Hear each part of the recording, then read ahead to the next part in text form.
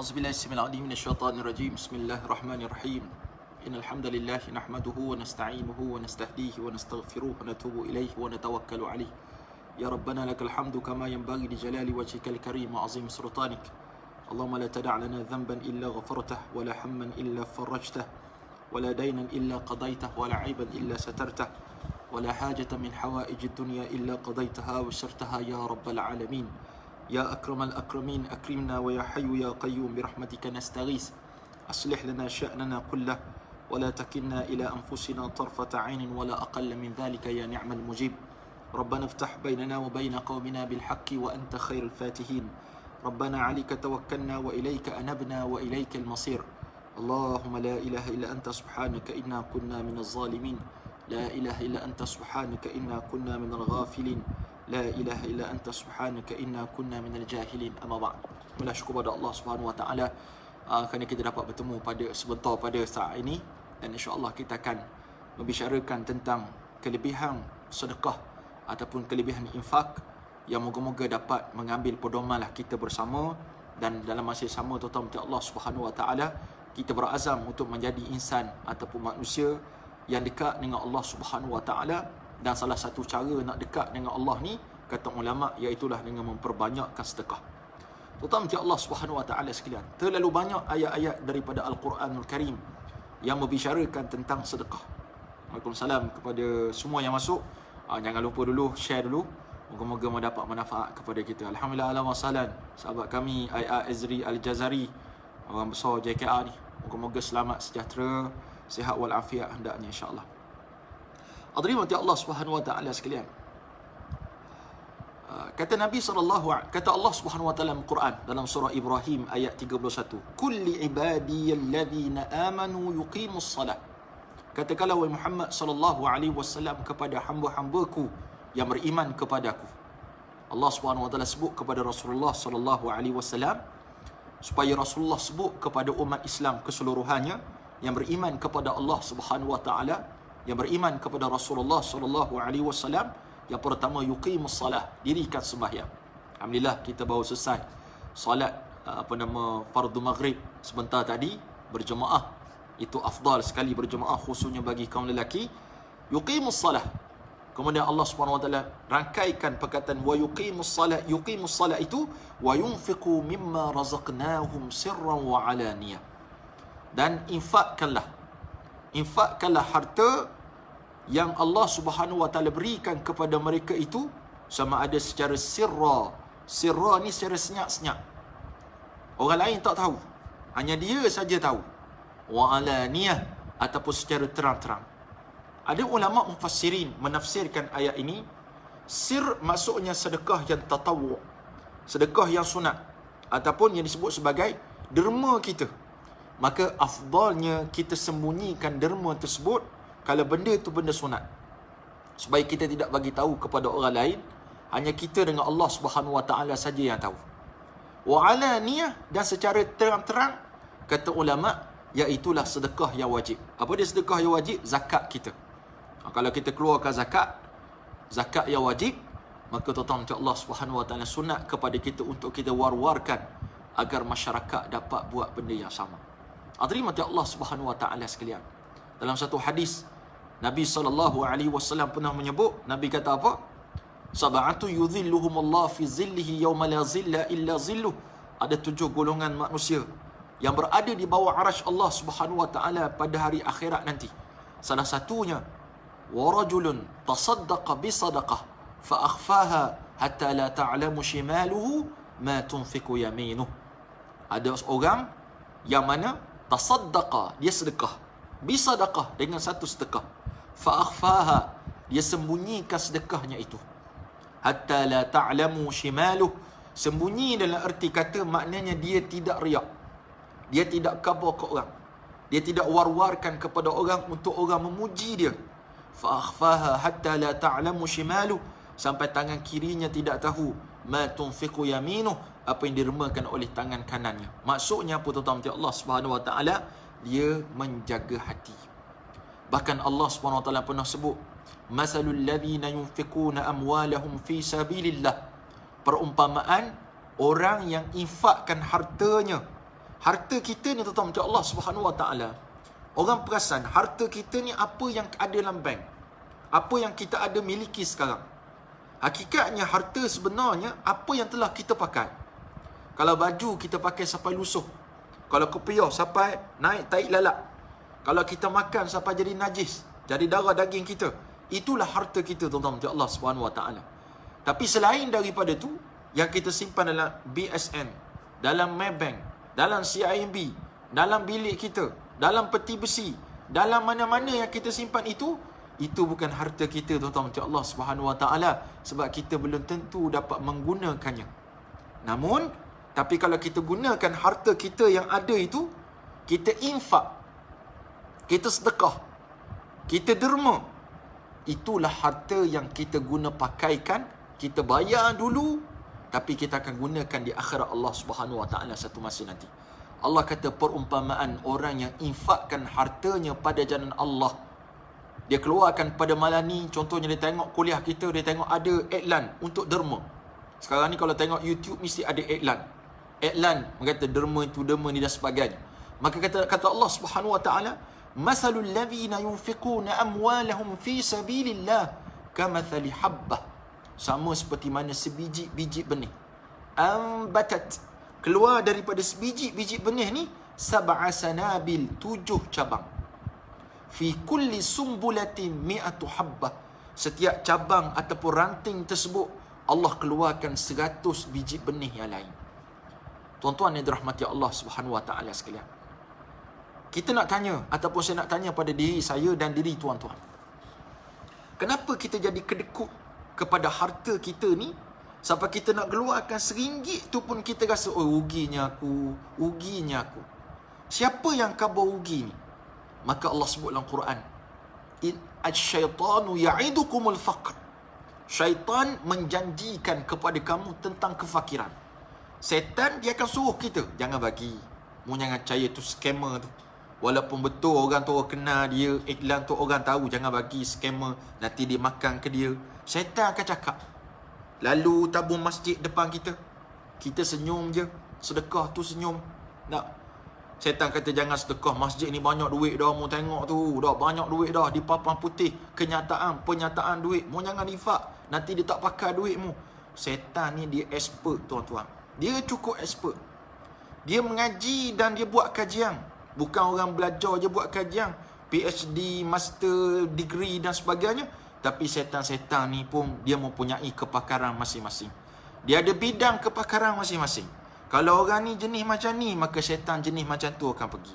Kalau kita mekanik, setan jenis mekanik akan datang. Kalau kita pegawai PTD, setan spesifik PTD akan datang. Kalau kita doktor, setan jenis kedoktoran akan datang. Syaitan dia punya kemahiran masing-masing. Dan kalau kita suka infak, maka syaitan yang tak suka bagi orang infak ni akan kata, tak sah bagi, rugi, habislah duitmu. Maka kita dengar cakap syaitan, tapi kita tak dengar cakap Allah Subhanahu Wa Taala. Allah kata perumpamaan orang infakkan hartanya seria. Satu, Allah bagi satu. Ambatat sab'a sanabil, keluar daripada sebatang yang kita laburkan itu ataupun laburkan itu, ada 7 batang. Fi kulli sumbulatin mi'atu habbah, setiap satu batang itu keluar 100. Tuan-tuan sekalian, keluar RM1, Allah balas RM700. Kita berfikir betul ke Allah kata gini? Kita tanya macam tu, tuan-tuan, macam Allah Subhanahu Wa Taala, dosa besar kita. Kita tak percaya kepada ayat-ayat Allah Subhanahu Wa Taala. Tak percaya kepada ayat Allah. Kita kena sedar bahawa ayat ni Allah turunkan. Maka Allah tidak pernah berbohong kepada hamba-hambanya. Dan diterangkan oleh baginda Nabi SAW, wahwa sadiqul masduq. Nabi yang benar lagi dibenarkan perkataan Rasulullah. Maka Nabi kata pada kita, tuan-tuan, Allah Subhanahu Wa Taala, di akhirat kelak ada orang yang mana duduk di bawah arasy Allah Subhanahu Wa Taala hasil daripada sedekah yang dia buat. Hasil daripada sedekah yang dia buat. Maka itulah ganjaran yang cukup besar. Bahkan kata Nabi SAW, sesungguhnya sedekah secara sir, secara rahsia-rahsia ni, tutfi'ul ghadab, dia akan memadamkan kemarahan daripada Allah Subhanahu Wa Taala. Kita ni tuan-tuan rajin buat dosa. Buka Facebook, buat dosa. Buka TikTok, buat dosa. Buka Instagram, buat dosa. Keluar rumah, berdosa. Al-insanu la yakhlu anil khati'i wan nisyan. Manusia tidak sunyi daripada khata', silap, wan nisyan, lupa. Itu perangai kita. Maka kata Allah Subhanahu wa taala, ittabi' sayyi'atal hasanah tamhuha. Kamu ikutilah keburukan yang kamu buat itu dengan kebaikan. Tamhuha, dia akan membersihkan keburukan yang kita buat. Maka salah satu itu tuan-tuan Allah Subhanahu wa taala, cara kita membersihkan hati kita ini, iaitulah dengan kita merajinkan diri kita untuk infak. Tuan-tuan mati Allah Subhanahu wa taala sekalian. Ada ulama mencadangkan kita untuk infak setiap pagi. Keluar RM1 sehari, RM1 sehari, RM10 sehari. Kalau kita tak mampu, RM1 sehari. Kalau tak mampu, 10 sen sehari. Ada orang buat tabung, tuan-tuan. Saya pernah dapat sumbangan 2 kali. Satu tabung buluh, satu tabung Tupperware. Dua-dua dapat kat saya. Tapi buluh tu kena patah lah. Tupperware tu saya kena pulang balik kalau dia minta. Dia letak atas tu tabung subuh. Dia tulis atas tu tabung subuh. Kenapa ada macam ni? Sebab ada hadis Nabi SAW. Hari ni kita nak cerita benda yang seronok-seronok dengan tuan-tuan. Agar tuan-tuan beronok-ronok semangat bila mana nampak ada peluang untuk infak. Kita rasa orang infak walaupun dia kata tolong derma RM10. Tuan-tuan, kita derma RM1 pun kita rasa puas hati dah. Orang minta RM5, kita bagi 50 sen. Puas hati dah. Asalkan kita buat kerana Allah Subhanahu wa taala. Kata Nabi, setiap pagi ni malaikat akan turun. 2 malaikat akan turun ke bumi. Ni hadis sahih. Malaikat pertama akan berdoa kepada Allah. Allahumma a'ti munfikan khalafa. Ya Allah, berikan kepada orang yang suka derma ni, yang menderma wahai Allah, munfikan khalafa, penggantian yang baik, gantian yang baik. Yang berdoa ni malaikat, bukan saya berdoa, malaikat yang berdoa. Tuan-tuan, malaikat ni dekat dengan Allah Subhanahu wa taala. Allah Subhanahu wa taala mustajabkan doa para malaikat. Hatta kalau kita pergi jumpa orang susah, jumpa di jalan orang minta derma, ataupun ada budak-budak susah, kita pergi, kita bagi RM1, kita bagi RM5. Dia kata, ya Allah berkatilah rezeki pakcik, ya Allah selamatkan pakcik, ya Allah begian-begian. Dia doa. Doa tu tuan-tuan, yang tu kita perlukan. Jangan kita minta pula, saya bagi ni tolong doa saya baik. Maka dia pun doa panjang sejam doa. Bukan yang tu. Yang nak dia spontan doa. Kita bagi, ya Allah berkatilah rezeki dia, ya Allah. Ya ni Masya Allah, tabarakallah tuan-tuan, macam Allah Subhanahu wa ta'ala. Kalaulah dia ni di kalangan orang yang dekat dengan Allah Subhanahu wa ta'ala, sekali dia berdoa, Masya Allah, keberkatan yang cukup besar yang dapat kepada kita. Satu malaikat berdoakan, ya Allah berikan kepada orang yang rajin derma ini khalafa, gantian dia. Tapi berjaga-jaga dengan doa satu lagi malaikat. Malaikat yang kedua berdoa, Allahumma a'ti mumsikan talafa. Ya Allah, berikan kepada orang yang mumsik, orang yang pegang harta, yang kedekut, yang kupi, yang bakhil, yang tak nak infak ini. Talafa. Talafa ai kecelakaan. Mana doa malaikat yang pertama supaya kurniakan kebajikan ataupun kebaikan kepada orang menderma. Tapi malaikat yang kedua, tuan-tuan Allah Subhanahu wa taala, dia berdoa kepada Allah kecelakaan bagi orang yang kedekut. Saya nak tanya pada malam ni, kita nak doa yang mana satu? Doa malaikat yang pertama kah? Ataupun doa malaikat yang kedua kah? Ustaz, saya tak ada duit Ustaz. Saya tak ada duit Ustaz. Duit ni cukup-cukup untuk saya Ustaz. Macam mana saya nak buat? Tuan-tuan, tuan-tuan rajin tengok dalam iklan Facebook, dalam iklan macam-macam. Kita nampak ada bantuan banjir, bantuan pembinaan sekolah, bantuan pembelian wakaf. Tuan-tuan, Allah Subhanahu wa taala, kita tak ada duit. Kita tak ada duit, tapi Allah kurniakan pada kita jari. Dan kita ada akaun masing-masing. Tuan-tuan share, tekan share saja pada malam ni tengok kuliah. Yang sebentar ni tengok kuliah tentang infak. Aku nak khabar pada mak aku. Aku nak khabar kepada ayah aku. Aku nak khabar ni mana nak cakap. Kepada adik-beradik aku yang kedekut itu. Kita share kuliah pada malam ni. Masya Allah tuan-tuan, Allah Subhanahu wa taala. Mana dalilnya Ustaz? Adakah zaman Nabi ada dalil share menge-share ni? Ada, tuan-tuan. Mana dalilnya, Ustaz? Dalilnya umum hadis Rasulullah sallallahu alaihi wasallam, man sanna sunnatan hasanah, siapa yang merintis satu jalan yang baik. Kita tuan-tuan macam Allah ada Facebook. Kita tengok masyarakat sekarang teruk sangat, kita pun tulis sepatah, wahai saudaraku, takutlah kepada Allah. Wahai saudaraku, takutlah kepada Allah. 5 perkataan. Tulis yang tu je. Orang pun tengok. Bila orang tengok tuan-tuan macam Allah Subhanahu Wa Taala, orang baca tak? Dia baca. Dia tak like ke, dia tak share ke, dia tak komen ke, dia baca. Tiba-tiba dia sebut nama Allah. Ada orang dia tulis, Allahumma salli ala Muhammad, Allahumma salli ala Muhammad. 4 perkataan. Kawan-kawan dia baca, Allahumma salli ala Muhammad, selawat pada Nabi sekali. Ada orang buat main-main ataupun dia gurau, dia kata, kawan-kawan cuba cek betul tak ejaan saya ni. Ejaan dia kat bawah apa dia? Allahumma salli ala Sayyidina Muhammad. Kawan-kawan pun tulis dalam komen, tak ada salah, semua betul, semua betul, semua betul. Yang tulis tu 10 orang kata semua betul, semua betul, maknanya dia dah baca, dia dah berselawat. Kita yang bertanya tu sebenarnya nak helah saja supaya sahabat kita berselawat.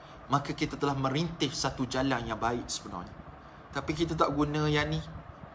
Kita suka pada provokasi. Kalau saya post bab politik, ramai orang share. Kalau saya post bab benda panas, bab artis, ramai orang share. Tapi kalau saya post tentang bantuan PKPD, nak cari 10 orang yang share pun susah, tuan-tuan. Dalam fanpage saya ada 20,000 lebih followers. Dalam Facebook biasa saya lebih daripada 80,000 orang followers. Dalam IG ada lebih 140,000 orang followers. Tapi saya nak cari orang yang istiqamah, share kebaikan ni sangat-sangat susah. Saya tak pasti sebab apa. Adakah dia benci tengok muka saya, ataupun dia anti saya, tapi kenapa dia follow saya? Tujuan follow kita nak ikuti apa yang orang yang kita follow tu, apa dia buat, apa aktiviti yang dia buat. Maka dengan tuan-tuan macam Allah Subhanahu Wa Taala, bayangkan macam saya lancarkan hari ni hari keempat bantuan PKPD untuk bantu 3 kawasan Felda yang terlibat 6,000 masyarakat. Ada 2,200 rumah dekat sana. Kami mensasarkan RM70,000. Tuan-tuan tahu tak baru dapat berapa? Baru dapat RM22,400. Sedangkan tuan-tuan macam Allah Subhanahu Wa Taala, kalaulah seramai ini followers yang kita ada, dan kita gunakan kekuatan ini untuk share kepada rakan yang ada, 80,000 orang, kalau kurniakan 5%, saya dah dapat RM40,000.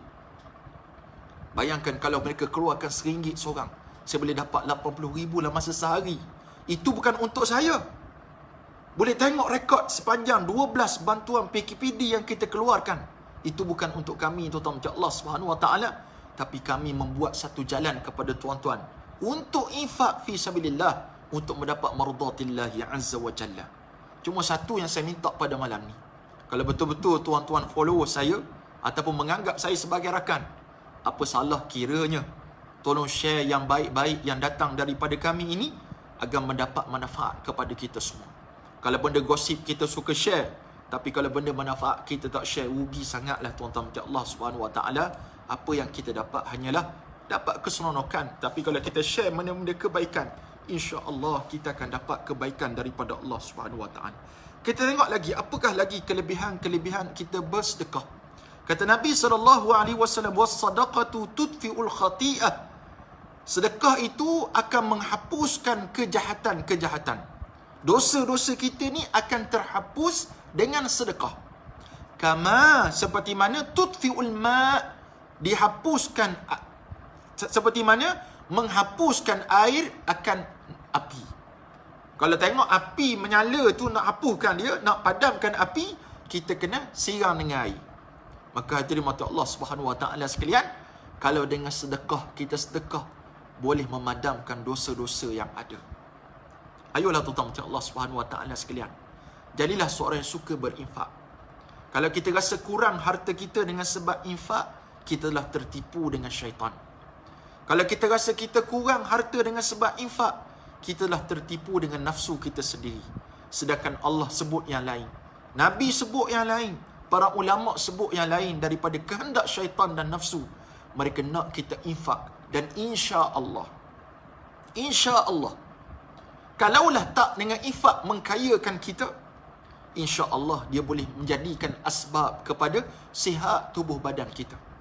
Selamat kita daripada kemalangan, selamat kita daripada benda yang berbahaya-bahaya, selamat kita daripada kerosakan-kerosakan. Tapi kalau jadi juga, jangan salahkan infak. Itulah ujian yang Allah Subhanahu Wa Taala nak berikan kepada kita. Jadi akhir sekali hadirin mati Allah Subhanahu Wa Taala sekalian, Nabi juga menyebut dawu mardakum bis sadaqah. Kalau kita ada penyakit, ubatilah penyakit kita dengan sedekah. Satu hari seorang sahabat Nabi bertemu dengan Rasulullah. Dia kata, "Ya Rasulullah, saya sakit ya Rasulullah." Maka Nabi kata, "Baliklah dan sedekahlah." Dia pun datang balik, dia kata, "Ya Rasulullah, saya sedekah dah, tapi saya sakit lagi." Maka jawab Nabi, "Balik dan bersedekah." Dia pun balik, dia sedekah lagi. Kemudian datang pula, dia kata, "Ya Rasulullah, saya sakit lagi." Maka Nabi kata, "Balik dan sedekah." Akhir datang kali keempat, sihat tuan-tuan Allah Subhanahu Wa Taala. Ada seorang sahabat kita bertanya, "Macam mana Ustaz jika sedekah yang kita buat dihebahkan? Better sedekah ni kita sembunyi-sembunyikan." Baik, saya sebut dah pada awal tadi, sedekah ada dua jenis. Ada sedekah yang sunat, ada sedekah yang wajib, itu zakat kita. Yang sunat ni afdal kita sembunyikan. Yang wajib itu afdal kita war-warkan. Tengok dua keadaan ni lah. Yang sunat kita afdal sembunyikan.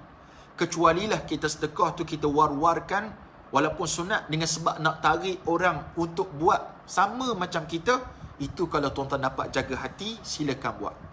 Tapi kalau tak dapat jaga hati, tak perlu kita war-warkan kepada orang lain. Takut-takut kita berubah niat daripada sedekah ikhlas menjadi sedekah dengan penuh ujub dan riak pula, insya-Allah. Jadi sekadar itulah tuan-tuan Allah Subhanahu Wa Taala. Sebenarnya tujuan saya menyampaikan hadis-hadis dan kalamullah ini untuk mengajak sahabat-sahabat semua untuk bersama-sama dengan kami Baitul Diya dan juga NGO Semarak untuk kita melancarkan ataupun bersama-sama dalam misi kami yang ke-13, bantuan PKPD ini, agar dapatlah kita menyumbang kepada penduduk-penduduk di sana yang mungkin dengan sedikit yang kita beri itu, tuan-tuan Allah Subhanahu Wa Taala, mendapat manfaat kepada kita di akhirat nanti dan mendapat manfaat kepada mereka. Ingatlah kata Nabi dalam hadis yang saya share, iaitulah Nabi kata, siapa membebaskan kesusahan seseorang di atas muka dunia Allah Subhanahu Wa Taala, satu atas muka dunia Allah Subhanahu Wa Taala akan bebaskan kesusahannya di akhirat nanti. Tuan-tuan tengok orang susah, tuan-tuan tolong. Tak boleh tolong banyak, tolong sikit. Tak boleh tolong sikit, tolong banyak. Tapi kena tolong.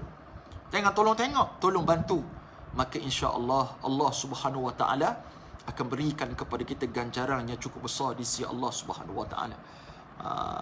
Ustaz, kalau orang tu sedekah pagi-pagi, sedekah makanan bukan duit. Ya, sekali. Apa saja sedekah, kalau buat kerana Allah Subhanahu Wa Taala, termasuk dalam doa yang saya sebut kepada tuan-tuan tadi, insya-Allah. Jadi terima kasih semua.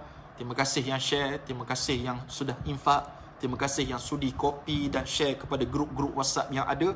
Saya ucapkan jazakumullah khairan kathira. Moga-moga selamat kita di dunia dan di akhirat Allah Subhanahu Wa Taala. Bertemu lagi di lain waktu dan ketika. Assalamualaikum warahmatullahi wabarakatuh.